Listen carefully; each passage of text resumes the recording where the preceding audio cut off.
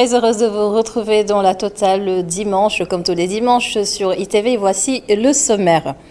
La journée mondiale de l'eau a été une occasion de passer en revue toutes les avancées dans le secteur. Dans un pays comme le Sénégal, l'accès à l'eau constitue encore un gros défi pour nos gouvernants. L'état des lieux donc confraternellement. Relance des activités de Médis Sénégal. 300 employés suspendus aux signatures du ministère des Finances et celui en charge de la santé. Macky Sall avait promis à ses travailleurs 5 milliards de francs CFA pour ressusciter la seule industrie pharmaceutique du Sénégal. Les choses sont pour le moment au point mort. Ailleurs, à une découverte pour beaucoup d'entre vous, sans doute. Nous irons à Nourkali, un village situé dans la commune de Fanaï, dans le département de Podor.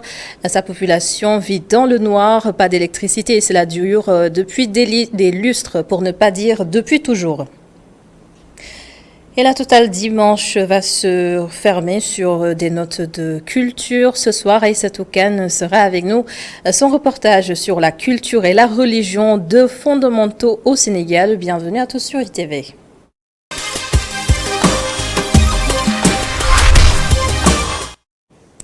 Officiellement, le taux global d'accès à l'eau potable est de 91% dans le monde rural et 98,8% en zone urbaine. Mais attention, il s'agit là de chiffres qu'il faut prendre avec des pincettes selon l'ingénieur en sciences de l'eau. Boubacar Bari pense que le Sénégal n'en est pas encore à ce niveau de pourcentage. Le directeur de l'hydraulique rappelle que l'État a consenti énormément d'efforts dans ce secteur et ce depuis 2012. Abdourahmane Ly et Mafalfal pour d'autres précisions. 98,8% dans le monde urbain et 91% dans le monde rural, ce sont là les chiffres officiels du taux d'accès global à l'eau potable au Sénégal. Des chiffres qui ne collent pas à la réalité, selon cet ancien de l'Institut international de l'eau. Impossible si l'on s'en tient à la définition de l'Organisation mondiale de la santé sur l'accès à l'eau potable. Selon l'OMS, on dit qu'il y a accès à l'eau quand la distance qui sépare le point d'eau à la maison, c'est-à-dire en termes de temps, en aller-retour, aller puiser et revenir à la maison, ne dépasse pas 30 minutes. Et vous savez comme moi que dans le milieu rural, vous avez un forage pour plusieurs types de villages et puis qui sont distants les uns des autres. Et que des fois, les gens, c'est des charrettes qu'ils utilisent pour aller prendre l'eau. Donc, quand on vous dit 90%, vous pouvez prendre ça avec des pincettes. Selon ce critère qui est accepté par la communauté de l'eau dans le monde. Un point de vue que le directeur de l'hydraulique réfute. Arona Kalidou-Gueye parle d'un regain de financement dans le secteur de l'eau depuis 2012. Un investissement qui a permis d'arriver à ces statistiques. Il n'y a même pas photo entre ce qui a été réalisé comme après 2012 et ce qui a été fait avant. Donc c'est ça qui explique qu'en milieu urbain, quand même, il y a eu quand même un bond en avant. Mais aujourd'hui, on est dans les 98%, pratiquement en milieu urbain. En milieu rural, c'est un peu plus difficile. Si vous voulez parler du taux d'accès global, je pense que le dernier chiffre donné par la revue annuelle conjointe du PEPAM était de 94,8%. Mais ça, c'est un taux d'accès global qui cache une réalité. Nous nous en rendons compte tous les jours, les populations en milieu rural qui disent qu'elles n'ont pas d'eau. Nous le voyons tous les jours à travers les courriers qu'on reçoit, à travers les médias. Quoi de plus simple, rétorque l'ingénieur en sciences de l'eau. Boubacar Bari propose la refonte du schéma hydraulique du Sénégal. Donc, il va falloir réfléchir sur tout ça. Où est-ce que je vais prendre l'eau? Où est-ce que je vais l'amener? Comment je vais l'amener là-bas à moindre coût ou bien avec un coût-bénéfice qui est OK, ainsi de suite. Mais c'est inconcevable que Dakar puisse prendre continuellement à puiser de l'eau à presque 250-300 km. Ça, c'est quasiment impossible. Alors que la côte, on est adossé à l'océan. Un changement auquel l'État du Sénégal a pensé avec à la clé la 3e usine de traitement d'eau potable à Keur Massar. Un investissement de 284 milliards qui va combler le déficit d'accès à l'eau potable à Dakar rassure le directeur de l'hydraulique. Avec KMS3, 200 000 m3 par jour, bon, dans un premier temps, ce sera 100 000 m3 par jour, ça couvrira largement le déficit actuel que nous avons au niveau de Dakar. Mais dans un horizon plus lointain, c'est en 2035, à l'échelle du pays, quand même, que nous espérons et nous y travaillons tous les jours pour qu'on ait un accès universel à l'eau potable au niveau du Sénégal, en milieu urbain et en milieu rural. Rappelons que le ministre de l'eau et de l'assainissement, Serigne Mbaye Thiam, avait annoncé la production d'eau dans cette usine au plus tard ce 31 mars. Merci beaucoup Abdourahmane Ly pour toutes ces précisions. Alors nous recevons ce soir donc confraternellement Cheikh Ouaïdara, journaliste à Seneweb. Bonsoir. Bonsoir Anouska Ba. Alors vous êtes aussi le coordonnateur national du réseau sénégalais des journalistes spécialisés sur les questions de l'eau et de l'assainissement ici au Sénégal. Alors la journée mondiale de l'eau a été célébrée cette semaine le 22 mars dernier, une célébration sous les signes de la pandémie de Covid-19, donc pas d'activité. D'abord, quelle évaluation faites-vous de l'accès global à l'eau au Sénégal? Oui, justement, donc Anouska, permettez-moi d'abord de saluer un peu vos téléspectateurs et vos internautes qui nous suivent un peu partout et en même temps aussi voilà vos auditeurs qui nous écoutent un peu partout aussi à travers e-radio. Donc c'est un plaisir vraiment de venir sur ce plateau et échanger avec vous. Voilà c'est toujours un plaisir. Donc voilà pour en ce qui concerne la question. Donc voilà, vous savez que la problématique vraiment de l'accès à l'eau au Sénégal, c'est vraiment une problématique qui est là et qui vraiment, voilà quoi, qui fait chaque jour, qui est d'actualité chaque jour. Oui. Depuis 2012, donc là, il y a énormément d'efforts qui ont été faits, mais jusqu'à présent, le problème est là et ça persiste, il y a des défis. Et donc voilà quoi, il y a toujours vraiment, c'est une problématique qui est là et que l'État est en train de prendre à bras le corps, même si des efforts ont été faits, mais beaucoup reste encore à faire. Mais où se situent les blocages selon vous? Justement, le blocage c'est que on est en train de faire un rattrapage. Le gouvernement qui est là actuellement, il est en train de faire un rattrapage. Un rattrapage c'est quoi? C'est-à-dire le déficit. Il y a un déficit criard d'investissement qui a été noté dans le secteur. Donc depuis 1960, depuis voilà que le Sénégal a eu son indépendance, il y a pas en fait il y a pas d'investissement qui a été fait qui pourrait vraiment voilà quoi permettre aujourd'hui aux Sénégalais d'accéder vraiment, d'avoir un accès à l'eau dans quelque soit dans la zone qu'il se trouve. Donc voilà, c'est un problème d'investissement. C'est un problème d'investissement. C'est pourquoi donc le gouvernement quand le gouvernement de Macky Sall est venu, et automatiquement le problème c'est quoi? D'abord, il faut des projets structurants. Des projets structurants, c'est quoi? C'est des projets voilà qu'il faut mettre en place parce qu'on sait qu'au Sénégal, chaque 25 ans, il y a la population qui est doublée quoi. Oui, le poids démographique est important. Le poids démographique. Surtout à Dakar. À Dakar, il y a voilà, on voit un peu partout des quartiers qui poussent, des immeubles qui poussent comme des champignons, et puis un peu voilà quoi, il y a une croissance démographique vraiment importante qui fait peur. Mais là, il s'agirait peut-être d'un problème d'aménagement des territoires, peut-être? Si, même avec, on peut dire qu'il y a un problème d'aménagement des territoires, mais aussi le problème c'est que on n'a pas prévu dans ces nouveaux quartiers là. La planification. Voilà, la planification. Il n'y a pas une planification qui est faite, donc pour vraiment ajuster donc ce déficit qui est là et qui fait que donc il y a des zones qui n'ont même pas une heure de temps d'accès à l'eau. Donc c'est vraiment une problématique que l'État a décidé maintenant pour faire face à cette situation. L'État a dit que mais attends, le problème maintenant c'est que ce qu'on va faire c'est quoi? C'est de mettre en place des projets structurants. Des projets structurants c'est quoi? C'est on sait qu'il y a KMS 1 qui est là, il y a KMS 2 qui est là, il y a aussi des forages. KMS 3 est censé voilà, régler définitivement le problème. Voilà, le problème maintenant c'est quoi? Allons vers KMS 3. Et KMS 3 seulement, ça ne suffit pas. L'État a dit que maintenant, qu'est-ce qu'on va ajouter à ça? On va ajouter une usine de dessalement d'eau de mer. Parce que c'est des problèmes alternatifs qu'il faut régler. Et l'État a dit que ça, Inch'Allah, après que je vois que, bon, si jamais on parvient à mettre en place ou bien à mettre en œuvre ces différents projets structurants, je crois que d'ici peut-être 10 ans ou bien 15 ans, donc il n'y aura pas de pénurie et les zones qui ont accès à l'eau en 6 heures de temps auront accès maintenant en 24 heures, ou bien les zones qui n'ont pas du tout accès à l'eau auront accès à l'eau dans 6 heures ou bien à 12 heures de temps. Au minimum, voilà, dans la journée. Oui, vous l'avez dit, beaucoup de quartiers n'ont pas d'eau, ils vivent une pénurie récurrente, sinon permanente, sans compter toutes ces localités où également l'eau est un luxe. Et c'est justement peut-être pour faire face à ces situations de pénurie que l'État a basculé, a changé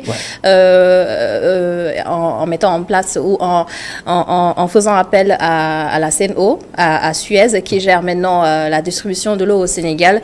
Comparé à la SDE, est-ce qu'on sent vraiment qu'il y a des changements?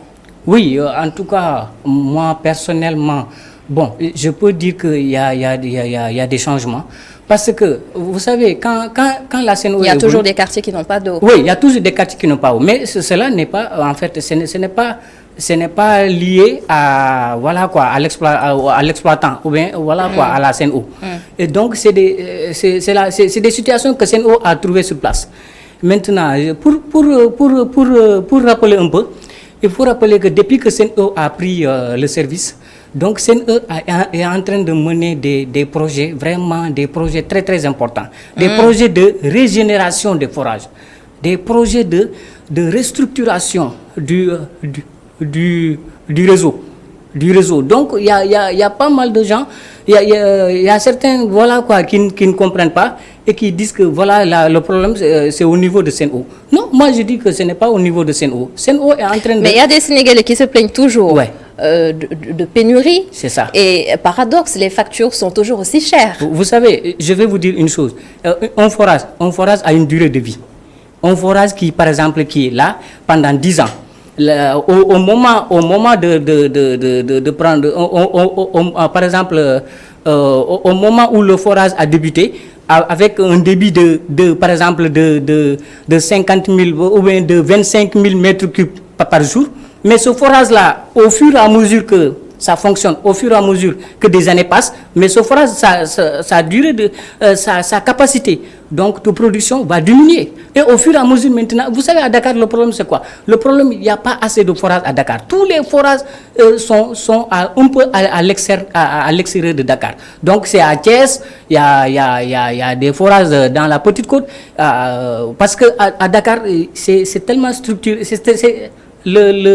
comment dirais-je encore, la nappe phréatique est tellement saturée qu'il n'y a plus de possibilité de faire des forages. Même si on en fait, il y a moins de chances que l'eau qui sera produite dans ces forages-là ne soit pas consommable. Parce que, voilà, c'est des forages, on a vu récemment à Dieuppeul, on a mis là-bas un forage, mais ce forage a été, n'a pas du tout, l'eau n'est pas du tout donc consommable. Et donc, qu'est-ce qu'il faut faire? Ce qu'il faut faire, c'est de creuser des forages à l'extérieur de Dakar, dans la région de Dakar. Donc, aller vers Thiès, aller vers Louga, aller vers autres zones, pour que, et maintenant, puiser ces forages-là et les amener à Dakar. Donc, c'est ça, c'est Sen'Eau, c'est ce que Sen'Eau est en train, depuis qu'elle a pris service, c'est ce qu'elle est en train de faire. Elle est en train de régénérer les forages pour permettre à ces forages-là de produire plus.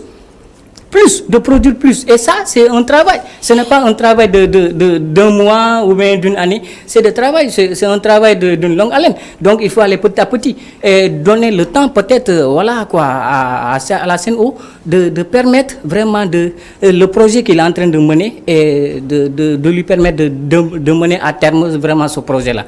Une fois que ce projet-là sera à terme, maintenant, les Sénégalais auront le droit maintenant d'apprécier pour dire que maintenant, effectivement, est-ce que le problème, c'est la CNO ou ce n'est pas la CNO? Parlant d'appréciation, cette semaine, il y a le secrétaire général des travailleurs de la CNO que nous avons reçu ici chez nous, qui a dit en fait que la CNO traîne actuellement un déficit de 4 milliards de francs CFA, un peu plus de 4 milliards. Alors que, je rappelle, la CNO a officiellement pris service le 1er janvier 2020 avec ce déficit pareil. Qu'est-ce que cela traduit pour vous? Oui, cela traduit un peu que, voilà, il y a... En tout cas, c'est un problème, hein, c'est un problème qui peut impacter négativement. Donc voilà la démarche ou bien les projets entamés par la CNO. Mais bon, d'une part aussi, on peut dire que avec peut-être le soutien de l'État, donc la CNO pourra s'en sortir. Et il suffit juste de faire des ajustements, de réajuster un peu, et ensuite voilà, voir ce qui est priorité et ce qui ne l'est pas. En tout cas, ce qui est sûr et certain, avec un déficit, un tel déficit, donc voilà, il y a toujours un problème. Et je pense que voilà quoi, le top management est là et puis voilà, il est conscient. Je pense que en tout cas c'est un problème, hein, c'est vraiment un problème. Et moi en tant que voilà quoi, en tant que peut-être citoyen, ce que je le conseille, c'est de voir et faire tous les moyens possibles pour vraiment réajuster, son programme et ensuite, s'il le faut, mais aller aux côtés de l'État et voir ce qu'il y a lieu de faire pour que vraiment cette situation, les Sénégalais ne puissent pas sentir vraiment voilà, ce déficit-là au niveau de la consommation d'eau. En mars 2022, le Sénégal va abriter le 9e Forum mondial de l'eau, un rendez-vous international donc, avec tous ces problèmes que vous avez soulignés. Pourquoi, dans ce cas, le Sénégal a été choisi comme pays hôte? Oui, vous savez d'abord, il faut rappeler que le Sénégal a été choisi parce que le Forum mondial de l'eau, c'est la première fois que ça va se tenir en Afrique. Et là, c'est un événement important, un événement d'une dimension internationale, vraiment que le Sénégal va abriter. Et ce n'est pas le Sénégal qui a décidé voilà quoi. D'organiser. Ça a été fait sur la base de critères. Ça a été fait sur la base de critères. Et ces critères-là, on a jugé que le Sénégal est capable, d'ici 2022, de au moins, même si ce n'est pas à 100%, donc voilà, accès, même s'il n'y a pas un accès à l'eau à 100%, mais au moins qu'il y ait à 95% d'accès à l'eau potable. Parce que c'est sur la base de ces critères-là, on a choisi le Sénégal et on sait que avec peut-être d'ici 2022, le Sénégal sera capable vraiment de voilà quoi, de mener, d'être à jour par rapport à ces critères et ensuite voilà offrir l'eau potable à tous les Sénégalais, et quelle que soit la zone où il est. Et à l'issue de ce forum, quelles sont les attentes auxquelles le Sénégal devrait espérer?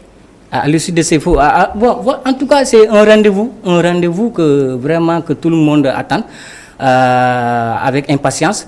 En tout cas, c'est aussi un rendez-vous qui va permettre voilà, d'améliorer non seulement l'accès à l'eau, mais aussi la qualité de l'eau. Parce que vous n'êtes pas sans savoir qu'il y a des zones où il y a de l'eau, mais aussi il y a la qualité qui s'oppose.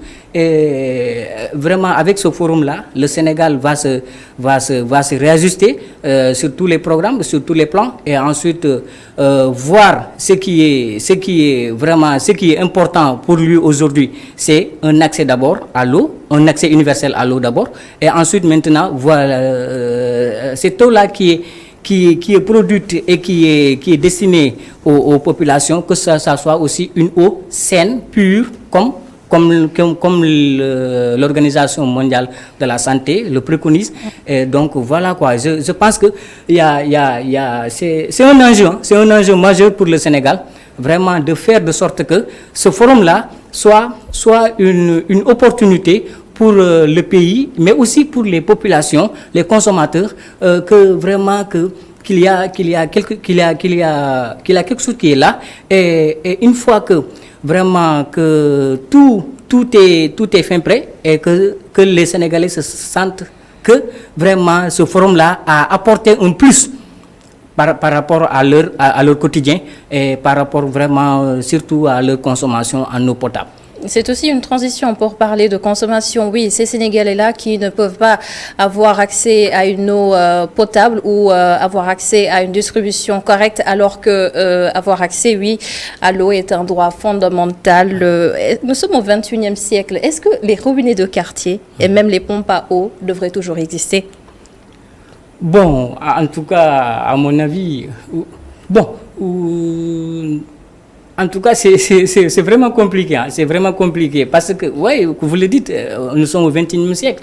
Et en tout cas, dans les grandes villes aujourd'hui, normalement, la problématique vraiment d'accès à l'eau ne devrait pas se poser du tout. Mais bon, c'est en tout cas, comme je l'avais dit depuis le début, c'est un problème qui est dû vraiment à un manque d'investissement criard que l'État est en train de se rattraper et voilà, de voir et de mettre en place des projets structurants donc pour vraiment donc en tout cas améliorer l'accès à l'eau et en même temps aussi améliorer donc voilà les conditions d'accès parce que on peut pas, en tout cas c'est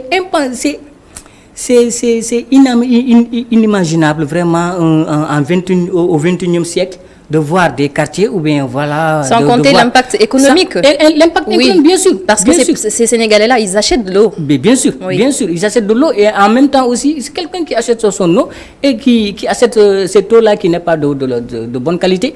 Donc voilà, il y a un problème qui se pose. Donc ce problème-là, en tout cas... Espérons que, Inch'Allah, avec tous les efforts que l'État est en train de mener, et que d'ici peut-être au plus tard en 2024 ou bien en 2023, que vraiment que tous ces problèmes-là soient réglés définitivement. En tout cas, c'est ce que je pense et c'est ce que nous espérons aussi. Et nous sommes vraiment confiants que donc avec toutes ces réalisations-là et tous ces projets en cours, donc le Sénégalais lambda là où il se trouve, il pourra avoir son eau tranquillement chez lui, mais pas dans les robinets de quartier ou bien peut-être pas à les pompes. Parce que vous savez, les pompes là, c'est ça quoi. Le danger c'est quoi? C'est que ça tire directement de la nappe phréatique. Oui, et la consommation reste à désirer. Et la consommation, vraiment, ça reste à désirer. Et c'est pas une eau de qualité. Ce n'est pas une eau qui est... Ça peut être buvable, mais ce n'est pas... Ça ne respecte pas les normes de l'OMS. C'est ça aussi la problématique. En tout cas, merci beaucoup, Cheikhou Aïdara. Je rappelle que vous êtes journaliste à Sénéweb et vous êtes en même temps le coordonnateur national du réseau sénégalais des journalistes spécialisés sur les questions de l'eau et de l'assainissement. Une dernière petite question. Est-ce que c'est facile de traiter des questions liées à l'eau et à l'assainissement au Sénégal en tant que journaliste? Bon, en tout cas, ce n'est pas très facile parce que, bon, vous savez, il y a toujours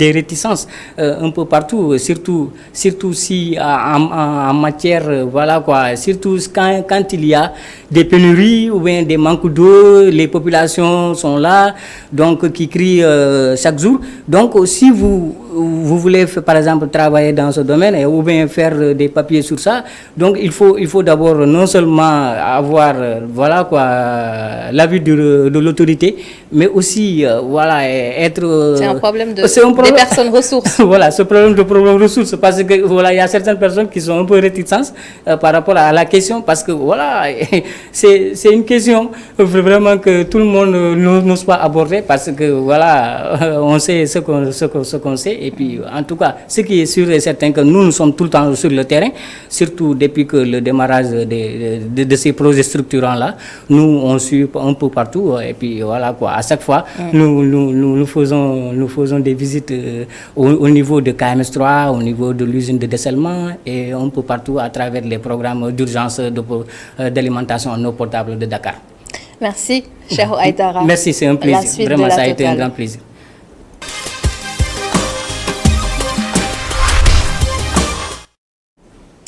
Médis Sénégal a mis la clé sous le paillasson le 15 janvier 2020. Il s'agit de la seule industrie pharmaceutique du Sénégal qui a fermé ses portes pour des raisons économiques. 300 travailleurs en chômage technique en attendant que la promesse du chef de l'État soit traduite en actes face à une crise sanitaire inédite. Macky Sall avait en effet promis d'injecter 5 milliards de francs CFA dans le capital de l'usine pour relancer ses activités. Seulement, le blocage semble provenir des ministères des Finances et de la Santé, des signatures qui tardent à être apposées. Le dossier Coin Éco est réalisé par Mamadou Gekassé sur des images de Seleman Diallo. Ce slogan est révolu depuis le 15 janvier 2020, date de fermeture de Médis.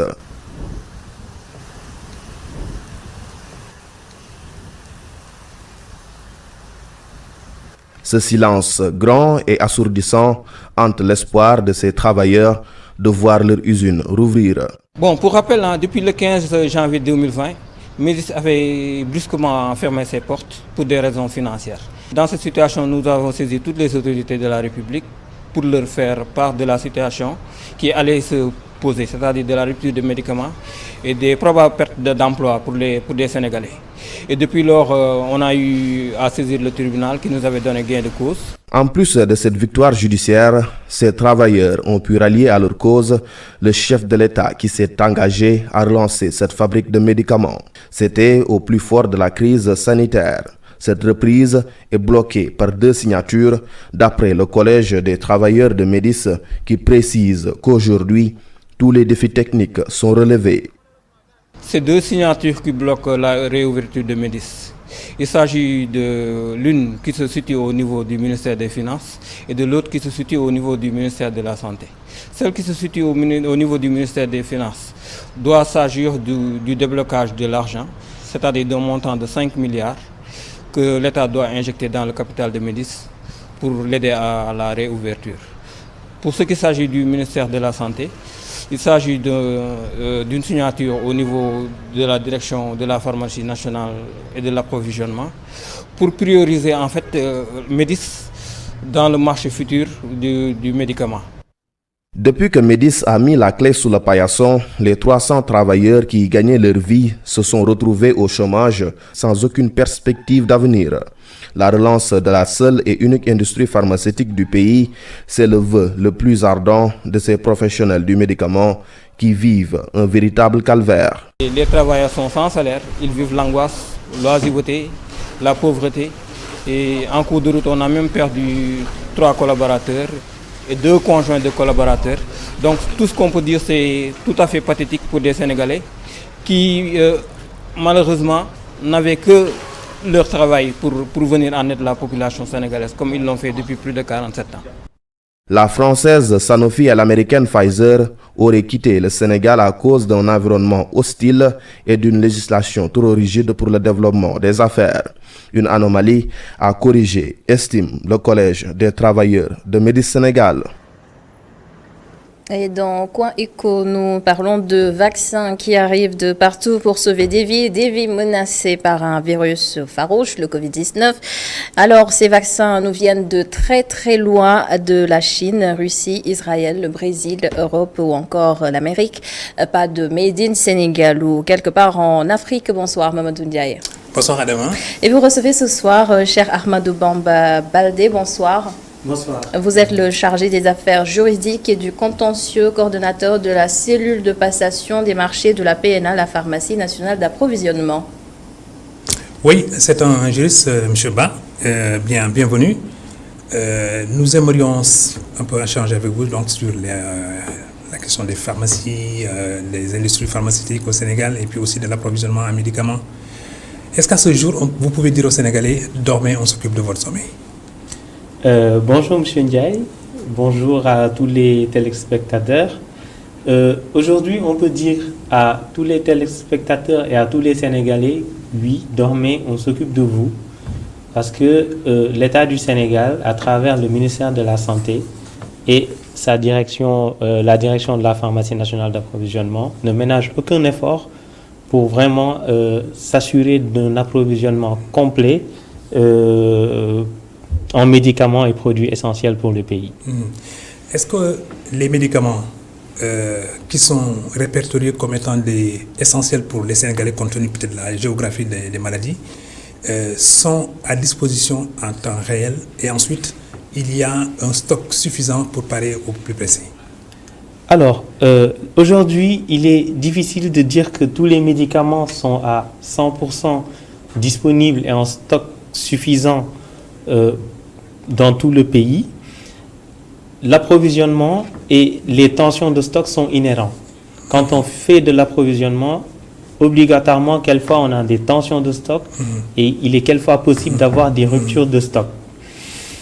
Toutefois, aujourd'hui, en termes de pourcentage, on peut dire qu'à 90-95%, on a tout ce qu'il faut et selon un stock suffisant. Maintenant, il faut souligner que le Covid-19, la pandémie est passée par là et qu'aujourd'hui, notre stock de sécurité a été bien entamé avec toutes les difficultés qu'on connaît au niveau mondial, des difficultés d'approvisionnement, de fabrication, de disponibilité, même de matières premières. N'est-ce pas? Donc aujourd'hui, c'est difficile. C'est un contexte qui touche tous les pays au monde, les plus développés comme les pays en voie de développement comme le Sénégal. En parlant de fabrication, d'approvisionnement, la seule industrie pharmaceutique du Sénégal, Médis Sénégal, a fermé ses portes pour des raisons économiques, nous dit-on. Est-ce que cette fermeture a un impact sur le marché pharmaceutique justement? Et si oui, est-ce qu'on peut évaluer cet impact? Bien sûr, tout à fait. On est tous désolés de la fermeture de cette industrie pharmaceutique. Parce qu'en tant que Sénégalais, on était fiers d'avoir une industrie locale. Et au-delà de cette fierté, c'était aussi très pratique d'avoir une industrie qui pouvait nous fournir les médicaments, certains médicaments dont nous avions besoin, même si le portefeuille n'était pas très élargi. Donc évidemment, il y a un impact parce que ces produits-là, on est obligé aujourd'hui de les importer. Donc il y a l'incertitude par rapport à l'importation de médicaments. On l'a vu pendant cette pandémie de Covid-19 où beaucoup de pays avaient fermé leurs frontières. Au-delà de ça, il y a aussi des relents économiques. Bien sûr, on a vu dans le reportage tout de suite qu'il y avait des gens qui avaient perdu, des personnes qui avaient perdu leur emploi. On en est triste, on en est désolé. Toutefois, c'est une situation qui est très difficile et je pense qu'aujourd'hui, l'État du Sénégal a pris la mesure de la situation et est en train d'essayer de faire ce qui est possible pour pouvoir relancer cette industrie-là. On va justement vers cette relance avec la somme qui a été promise par le chef de l'État, 5 milliards de francs CFA injectés pour la relance des activités de Ménis. On l'a suivi dans le reportage. Cette relance est quelque peu bloquée par deux signatures. La signature du ministère des Finances, on peut comprendre. C'est le ministère qui débloque les sous. Oui, mais il y a aussi la signature du ministère de la Santé. En quoi consiste vraiment cette signature, qui vous concerne, vous, en tant qu'agent de la PNA? Alors, ce qu'il faut comprendre, c'est que vous avez bien dissocié les choses. Il y a la signature du ministère de l'économie et des finances, c'est eux qui décaissent l'argent, effectivement. Donc ça, c'est une question, une prérogative qui leur incombe. Ils savent à quel moment, comment et où le faire. En ce qui concerne le ministère de la Santé en général et la pharmacie nationale d'approvisionnement en particulier, il se pose une question juridique.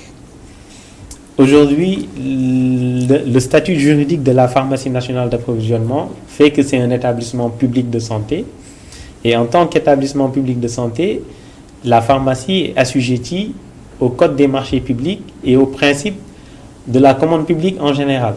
Donc c'est un bloc de légalité qui est constitué par la loi de 2006 portant Code des obligations de l'administration et de cette loi découle aussi le décret 2014-12-12 portant Code des marchés publics. Ce qui fait qu'aujourd'hui, il nous est impossible légalement de signer une convention avec quelque structure privée que ce soit pour lui accorder une exclusivité. Ça, si on le fait, ce sera en violation de toutes ces règles de la commande publique et aussi des principes de transparence et d'équité par rapport aux autres industries locales qui sont là, mais aussi par rapport aux autres industries internationales. Ça pourrait amener un conflit juridique qui serait difficile à démêler. Alors, pour faire simple, vous vous approvisionnez pour ravitailler les structures de santé d'obédience publique, disons pour les populations. Mais les secteurs privés, les pharmacies, notamment les laboratoires et autres, peut-être il y a d'autres structures ou bien il y a une autre filière d'approvisionnement. C'est ce que vous voulez dire. Voilà, ce qu'il faut comprendre, c'est qu'aujourd'hui, le marché pharmaceutique sénégalais est divisé en deux. Il y a le marché public, qui est géré par la Pharmacie nationale d'approvisionnement. Et qui obéit donc à un service de passation de marché. Voilà, qui obéit aux règles de la commande publique et de passation de marché. Et nous achetons, nous, des médicaments génériques et produits essentiels pour approvisionner toutes les structures sanitaires publiques du pays. Et ça se fait au niveau national avec le siège de la pharmacie nationale qui est à Dakar, mais aussi dans les 14 régions avec les pharmacies régionales d'approvisionnement. En ce qui concerne la partie privée, elle est répartie entre plusieurs grossistes répartiteurs qui, eux, approvisionnent les officines, les cliniques privées et les structures sanitaires privées. Donc voilà comment est organisé aujourd'hui le marché du médicament au Sénégal. S'il y a pénurie ou bien risque de pénurie, les populations devraient se plaindre auprès de qui? Alors, le terme pénurie est un terme très lourd. Avant même de répondre à votre question, en général, on peut parler de tension de stock ou de rupture de stock. Et c'est quelque chose qui est inhérent malheureusement à l'approvisionnement, surtout quand on n'a pas tout ce qu'il faut chez soi et qu'on se réfère au marché international. Il suffit qu'il y ait une pandémie ou bien même une crise politique quelque part et c'est tout le marché du médicament au niveau mondial qui est impacté. Maintenant, chez qui les populations doivent se plaindre en cas de rupture de stock ou de tension, bien sûr, c'est l'autorité qui est là. L'autorité en charge de la santé, ça reste le ministère de la Santé. Mais ce qu'on peut vous dire, c'est qu'aujourd'hui, le ministère de la Santé, à travers la Pharmacie nationale d'approvisionnement, fait tout ce qui est humainement possible pour s'assurer d'une couverture totale et permanente en médicaments. Alors, un moment, on a dit c'est le coronavirus qui tient un peu la vedette, je m'excuse de l'expression, qui tient la vedette, donc qui a presque un peu évacué en second rang toutes les autres urgences médicales et peut-être même tous les autres médicaments. Est-ce que chez vous, à la PNA, vous avez une certaine sérénité pour voir un peu les objectifs et les fondamentaux donc d'approvisionnement pour ne pas vous être dispersé par simplement l'occurrence donc du coronavirus? Alors, je peux vous assurer que durant cette dernière année-là, ça a été très difficile parce qu'il fallait gérer à la fois la routine de la pharmacie nationale qui est l'approvisionnement, qui est une routine très difficile, très lourde. Et il a aussi fallu gérer l'approvisionnement des intrants pour lutter contre la Covid.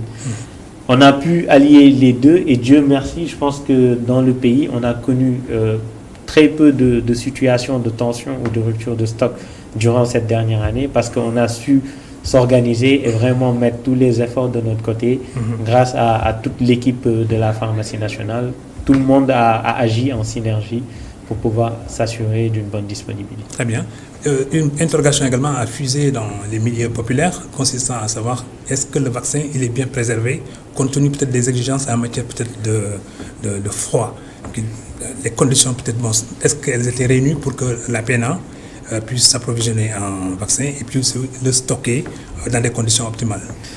Alors oui, aujourd'hui, la Pharmacie nationale d'approvisionnement détient une logistique qui est assez importante, notamment des chambres froides, négatives, positives, qui peuvent accueillir certains types de vaccins. C'est pourquoi dans l'acquisition, je pense que l'acquisition a été faite de manière assez stratégique pour pouvoir d'abord acheter les vaccins qui peuvent être conservés par la Pharmacie nationale d'approvisionnement ou par la direction de la prévention. Oui. Maintenant, il y a des acquisitions en urgence qui sont en train d'être faites pour pouvoir conserver des vaccins éventuellement qui nécessiteraient une conservation pouvant aller jusqu'à moins 80 degrés. C'est clair que c'est quelque chose qui n'existait pas, mais on a su réagir rapidement et incessamment durant les jours à venir, ces matériels-là seront disponibles dans le pays. Alors, à ce stade, au temps où on en est aujourd'hui, combien de Sénégalais ont été vaccinés? Alors, c'est un chiffre qui est dynamique. Oui. Tous les jours, ça bouge. Mais ce que je peux vous dire, c'est qu'actuellement, le ministre l'a répété récemment, on en est à 200 000 Sénégalais qui ont été vaccinés. Et combien de vaccins a-t-on en stock? Alors, c'est difficile à dire, il en reste encore. On a reçu du vaccin de Sinopharm, on a reçu du vaccin de AstraZeneca, et le président de la République a annoncé récemment un stock de 3 millions de vaccins venant de Johnson & Johnson. Comme je vous dis, c'est un stock qui est dynamique. Et c'est très difficile de vous dire aujourd'hui, nous avons tel nombre de flacons dans le pays. Que dites-vous à ces Sénégalais qui ont peur de se faire vacciner à l'AstraZeneca? Alors, la peur, à mon avis, c'est une peur qui est légitime. Tout ce qu'il faut, c'est avoir une approche pédagogique et expliquer de manière claire comment est composé le vaccin, quels sont les objectifs du vaccin et rassurer cette population. Parce qu'aujourd'hui, on l'a vu dans certains pays européens, il y a eu des problèmes par rapport à AstraZeneca. Mais ce qui est important, c'est de faire le ratio nombre de personnes vaccinées et le nombre de personnes qui ont effectivement eu des effets secondaires, voire indésirables. Aujourd'hui, le Sénégal a mis en place un comité inter-agence pour la suivi de cette vaccination-là, avec éventuellement un suivi qui est effectif par rapport aux effets indésirables. Donc, ce qu'on peut dire à ces personnes-là, c'est qu'aujourd'hui, tous les professionnels à ce niveau-là du Sénégal essaient de s'assurer que ces vaccins sont sûrs à 100% et que si ces vaccins sont aujourd'hui dans le pays et utilisés pour vacciner la population, c'est que c'est des vaccins qui sont sûrs. Y a-t-il en perspective moyen de devenir autonome en matière de médicaments d'abord, mais surtout de vaccins quand il y a des pandémies ou des épidémies qui peuvent toucher un grand nombre de Sénégalais? Alors, je pense que la pandémie de Covid-19 a mis un grand coup dans la fourmilière, comme on dit. Aujourd'hui, il est nécessaire, voire impératif, d'avoir une industrie pharmaceutique locale qui est forte pour pouvoir au moins avoir des produits de base, à ne plus avoir à les importer. Ça, je pense que les autorités politiques ont pris la pleine mesure de la situation. Quant à la fabrication du vaccin ici au niveau du pays, il faut être réaliste, pragmatique. On a un retard technologique qu'il faut combler. Donc, il y a une nécessité de beaucoup investir dans la recherche et accompagner les chercheurs parce que je pense que nous avons les ressources humaines qu'il faut. Maintenant, il faut les accompagner pour qu'ils puissent faire le nécessaire. Une dernière question peut-être? Ou c'est la fin? Oui, j'aimerais bien peut-être revenir un peu sur la notion d'indépendance. En une minute. Dans les pays africains, peu disposent justement de cette autonomie, de cette indépendance médicale. Mais je pense que le Sénégal peut jouer son bateau pour devenir, n'est-ce pas, ce pôle d'attraction qui permettrait même à d'autres pays de se ravitailler. Parce que d'abord, tout ce qui peut composer à la puissance médicale, le Sénégal en dispose. Mais ça n'est pas organisé et ça n'est pas structuré. Alors, tout est une question, à mon avis, sur cette question-là précise. C'est une question que vous me posez pas en tant que représentant de la PNA, je vais répondre en tant que personne. C'est une question de volonté politique. C'est une question de volonté politique d'investir dans les infrastructures, d'investir dans les ressources humaines et de donner les moyens à la recherche. Parce que, comme je l'ai dit, les ressources humaines sont là. Il ne reste plus qu'à mettre en avant les structures, les infrastructures, les équipements et investir sur la technologie. Et je pense que d'ici quelques années, c'est un long chemin. On ne peut pas le faire en une année ou 2 années. C'est un long chemin et il nous faudra 10, 15, 20 ans avant d'arriver à cette autonomie, je pense. Très bien. On était donc avec le docteur, il paraît qu'il n'est pas docteur, mais il est juriste, donc, Baldé. Mais il nous rassure d'abord sur les stocks et la qualité des stocks aussi. Mais en même temps aussi, il nous dit dormez du sommeil du juste. À bientôt. Merci à vous, messieurs.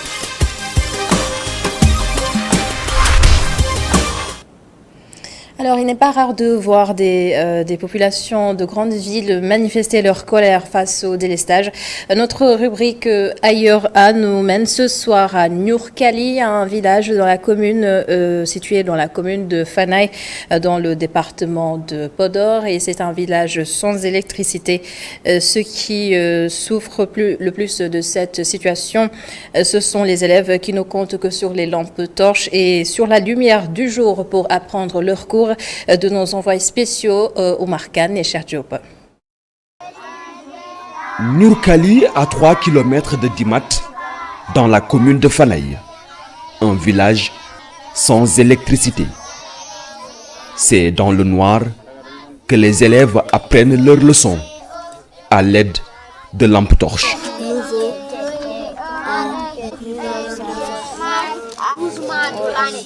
C'est cet étudiant en lettres modernes à l'UCAD qui fait office de répétiteur à chaque fois qu'il est en vacances, dans des conditions difficiles. Moi-même, j'ai été élève dans ce village-là. J'ai vécu les mêmes conditions. Et ce qui me touche parfois lorsque je suis à Dakar et que je pense avec ces élèves-là, ils vont apprendre très durement, parce qu'en 2004, nous avons fait CI ici au Niurkali. Jusqu'en 2009, nous sommes allés à Dimat et là-bas il y a de l'électricité. Nous avons pu apprendre dans des conditions un peu favorables. Mais ici c'est vraiment compliqué parce qu'il n'y a pas de courant, il n'y a pas de l'électricité. Vous avez vu, il y a des lampes et moi-même je prends mes téléphones portables pour donner à mes frères pour qu'ils puissent apprendre. C'est vraiment un peu compliqué. Et même cette lampe torche, tous n'ont pas les moyens de s'en procurer. 6 lampes torches pour une vingtaine d'élèves. Parfois, je parle avec leur mère pour qu'elles puissent acheter des torches pour eux, pour qu'ils puissent apprendre à la maison et faire leurs exercices. Ouais. Et parfois, je donne à celle-ci la torche, elle allume jusqu'à qu'elle termine la leçon, je donne à quelqu'un d'autre ou bien à quelqu'un d'autre. Une situation très difficile, aussi bien pour les élèves que pour leurs parents qui achètent ces lampes torches et leurs batteries qu'il faut changer de temps en temps. La situation est très difficile, mais ce sont nos enfants. On est obligé de trouver des solutions. Nous sommes obligés d'aller au Louman, leur acheter des lampes torches, mais parfois les batteries ne sont pas de bonne qualité et s'épuisent rapidement avant le prochain Louman qui se tient chaque jeudi. Si ça arrive, ils sont obligés d'utiliser le feu de bois jusqu'au prochain Louman et cela n'est pas prudent. Si certains élèves s'en sortent, nombreux sont ceux qui ont abandonné les études à cause de difficiles conditions d'études. Parce que même eux, ils veulent apprendre, mais quand même avec les conditions, c'est un peu compliqué, c'est dur. Ils veulent apprendre, mais quand même l'occasion ne permet pas. Mais quand même, alhamdoulilah, j'ai eu un élève qui était à la première lors de la composition passée. Et alhamdoulilah, machallah, ils ont la moyenne. Il y a des élèves qui ont abandonné à cause de la condition, à cause du manquement de l'électricité, manquement de courant. Nous avions eu des problèmes à réviser nos cours, à faire les exercices à la maison, surtout la nuit. Mais quand même ces élèves-là, il y a certains qui ne sont pas là, ils sont partis, ils sont chez eux. Avec l'électricité, ils ne peuvent plus continuer leurs études, continuer de faire les cours à l'école. Ouais. À défaut d'une lampe torche qui s'avère être un luxe ici, ces élèves scrutent chaque soir la lune pour profiter de sa lumière, réviser leurs leçons et poursuivre leur rêve de servir leur pays, le Sénégal.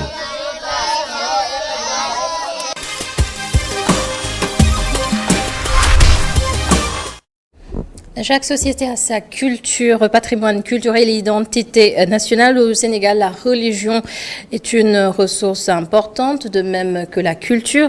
Elle joue une fonction de cohésion sociale de la philosophie dans Bouillon Culture de ce soir. Religion et culture avec Aïssa Soukane.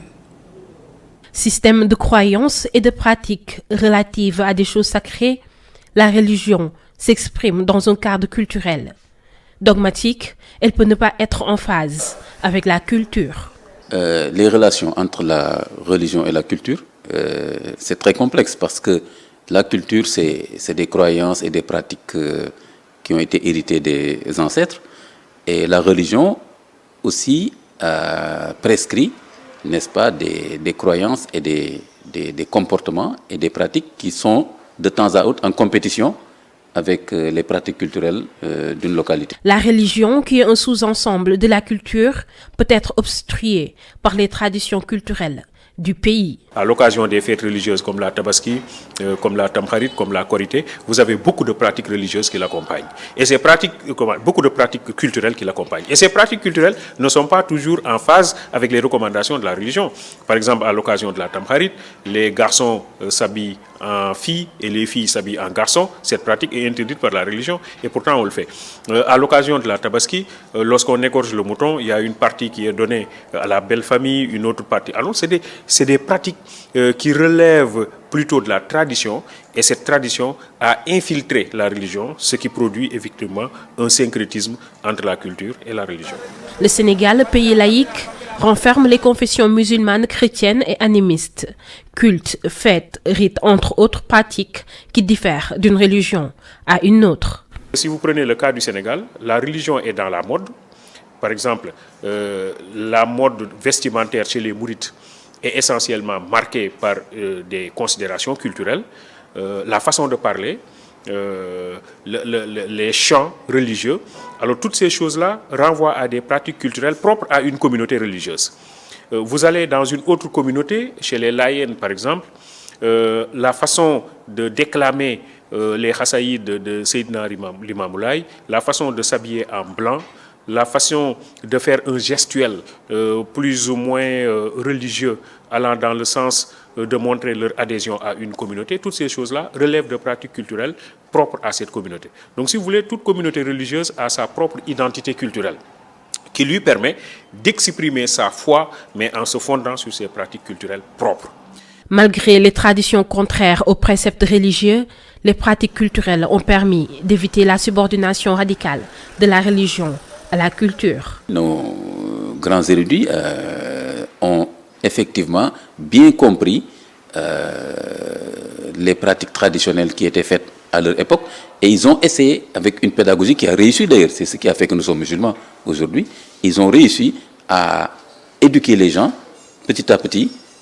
Par exemple, prenons le gamou, nos ancêtres érudits, ils ont substitué la personne du prophète aux chansons qui parlaient de traditions qui n'étaient pas forcément compatibles avec l'islam. Et petit à petit, les populations sénégalaises ont vu comment la figure du prophète Mohammed sallallahu alayhi wa sallam était la figure centrale et le modèle qu'il fallait suivre. Donc je crois que c'est important pour les ziyaras qu'on fait chez les marabouts, les magal et tout. C'est aussi toujours l'occasion de donner un message islamique et en même temps d'éduquer les gens avec pédagogie pour les pousser aussi à renoncer à des croyances et des traditions culturelles qui ne sont pas en phase avec les préceptes de l'islam. Mais c'est toujours un travail continu qui ne prend jamais fin parce que voilà, les gens restent toujours des fois adossés à leurs pratiques culturelles, même s'ils veulent rester en même temps musulmans. En s'implantant dans un pays, l'Église adopte la culture du peuple tout en restant confinée au fondement de la foi. Le vécu des gens, la civilisation des gens, leur culture, leur mode de vie. Et autant que possible, respecter ces cultures-là aussi longtemps que ça nous permet de vivre en chrétien. Nous avons des livres en sérère. Non. Nous avons des livres en langue yola, en créole portugais. Parce que la religion chrétienne s'adapte à la civilisation locale. Apprendre la langue, quand un missionnaire arrive, la première chose, on prenait la langue, le Wolof à Dakar, le Séré dans le Sine, le manjacle à Dakar, etc., etc. Donc le missionnaire s'adapte pour que les gens puissent comprendre le message. L'islam, le catholicisme et les religions traditionnelles du Sénégal attachent une grande importance aux aspects culturels et éducatifs. Un profil de Sénégalais qui serait issu de cette symbiose culturelle. Ainsi, ce qui génère un type d'individu avec des manières de faire, de penser, d'étudier et d'interagir, typiquement sénégalais. Contente d'accueillir sur ce plateau Aïssatou Kane qui a réalisé ce reportage. Bonsoir Aïssatou. Bonsoir Adama. Et bienvenue. Merci beaucoup. Alors, ma première question, est-ce que la diversité culturelle implique la religion? En fait, je dirais que Amadou Hampâté-Bâ, je vais commencer par son proverbe qui disait que la beauté d'un tapis se trouve dans la diversité de ses couleurs. Toute communauté religieuse a une propre identité culturelle qui permet d'exprimer sa foi et là, en se fondant sur sa propre culture. On est au Sénégal et c'est un pays laïque, mais qui emprunte en son sein plusieurs... des musulmans à 95% et le reste des pourcentages des chrétiens et des animistes. Et là, on pourra dire que chez les musulmans, il y a ce qu'on appelle les confréries. Et les mourides, si on leur prend, ils ont leur propre accoutrement, des chants religieux qui leur sont propres, leur identité, le chant religieux qui leur est propre, je dirais, et qu'on appelle les Hassaïdes. Ils font des magal annuellement. Chez les Tidjanes aussi, on parle de Gamou avec leurs fameux bonnets qu'ils mettent. Les vendredis soirs aussi, on parle de Hadratul Juma dans tous les quartiers presque. Ils font résonner le nom d'Allah, le prophète Mohammed sallallahu alayhi wa sallam. Si on parle aussi chez les Layènes, il y a ce qu'on appelle aussi l'appel qu'ils font. Et tout en blanc vêtu avec des gestuels qui ont une signification exacte pour eux. Donc chez les chrétiens aussi, on peut dire qu'il y a ce qu'on appelle les chorales. Les chorales en utilisant les tam-tams qui sont proprement de la culture sénégalaise. Et là, on pourra dire que ils s'imprègnent de la langue culturelle parce qu'on le dit, ils parlent des langues locales du Sénégal, Wolof, Serer, Mandeng, etc. Donc là, on peut dire que c'est cette diversité culturelle même qui fait que la beauté de la culture sénégalaise. Est-ce qu'on peut dire qu'il y a une contradiction quand il est dit que la religion ne peut être en phase avec la culture? Oui, en fait, on peut nuancer, pas contradiction véritablement, mais on peut... C'est ce qui fait en fait la particularité de l'Afrique en général. Parce que Vincent Montel, il parlait d'un islam noir. Il faisait référence à une Afrique qui faisait des pratiques religieuses, mais qui était imbriquée à une pratique culturelle. Et là, ce qui conduit vers le syncrétisme, la religion, dans sa déclinaison la plus orthodoxe, la plus authentique même, et qui s'y rajoute nos traditions, nos représentations culturelles qui font qu'ils ne sont pas en face avec la religion. Et là, il y a une disjonction qui se fait et qui fait parfois que la culture peut être en phase avec la religion de par les valeurs qu'on inculque. C'est-à-dire, on peut voir la solidarité, l'empathie, on peut voir la tolérance, le respect de la dignité humaine, l'humanisme. Et c'est ça, ce sont des valeurs qu'ils partagent avec la religion. Mais parfois, ils entrent en déphasage. El Hadj Tidiane Sy Maktoum disait que les pratiques traditionnelles, eux, entravent ou bien sont des obstacles, pourraient être des obstacles dans la pratique religieuse, dans le développement de la religion. Et il continuait en disant que ces pratiques religieuses même, c'est compliqué de les départir de la religion. Et donc là, il y a un déphasage qui existe véritablement et qui fait que c'est ancré dans nos habitudes, dans nos comportements, qui fait que parfois il y a des confusions qui se font et qu'on croit que ces pratiques culturelles font partie de la religion, alors que ce n'est pas le cas. Prenons en exemple le système de caste. On te dit qu'un tel, tu ne peux pas l'épouser parce qu'il fait partie de telle ethnie. Qui est toujours d'actualité d'ailleurs. Voilà. Parfois aussi, on peut nous dire que durant les fêtes de Tabakharit, un homme qui s'habille en femme ou la femme qui s'habille en homme, et là, ça fait pas partie de la religion et c'est interdit dans la religion. On peut voir aussi parfois quand une femme se marie, on te dit le drap, t'acheter de sang, de le montrer et de prouver que tu as été vierge. Ça fait pas partie de la religion aussi, c'est interdit. Culturel, voilà. Et là, ça entre en déphasage avec la culture. Et est-ce que la religion peut permettre justement un retour aux sources face à l'impérialisme culturel? Bon, je dirais pas un retour aux sources, plutôt faire recours aux sources. Parce que, vous savez, la culture, elle n'est pas statique. Elle est dynamique, elle évolue elle s'adapte au temps. Et ce qu'il faut, c'est que inculquer aux jeunes, de le faire en sorte qu'ils ne se perdent pas, qu'ils ne perdent pas leur âme, qu'ils ne perdent pas leur identité culturelle.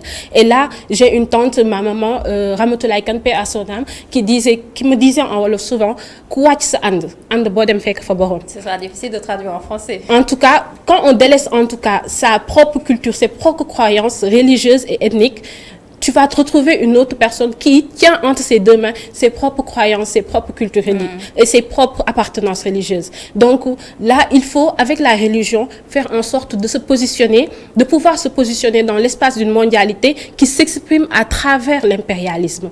Et là, les Européens, les Occidentaux l'ont très tôt compris, je dirais, parce que il ne sert à rien d'être économiquement fort et culturellement faible.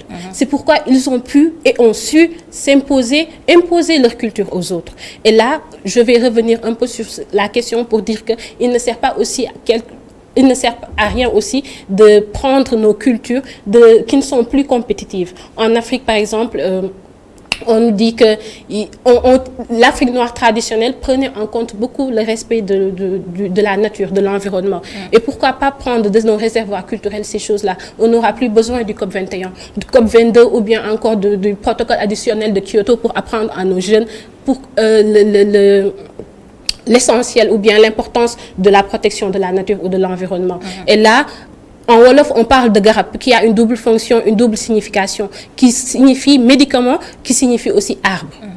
L'arbre, dans ses écorces, ses feuilles, ses racines, permettent de faire des médicaments. Et là, à partir de là, on peut dire qu'il faudra protéger cet arbre pour pouvoir utiliser ces ressources. Donc, pour finir, Adama, il faudrait un filon religieux, faire en sorte que ce filon religieux, qu'on l'utilise pour qu'il marque à jamais l'empreinte dans le monde actuel que l'on est. Et pour un peu dire aussi qu'il faudrait aussi qu'il y ait une politique culturelle qui soit peut-être adaptée à travers, je dirais, des activités culturelles et qui portent sur nos croyances religieuses, mais aussi qui vont apprendre aux jeunes le développement, le progrès social, parce que c'est important de leur inculquer ce genre de choses. Et à partir de la religion, c'est possible. Il faudrait que ces jeunes aient des repères. Dans le Coran, il est dit «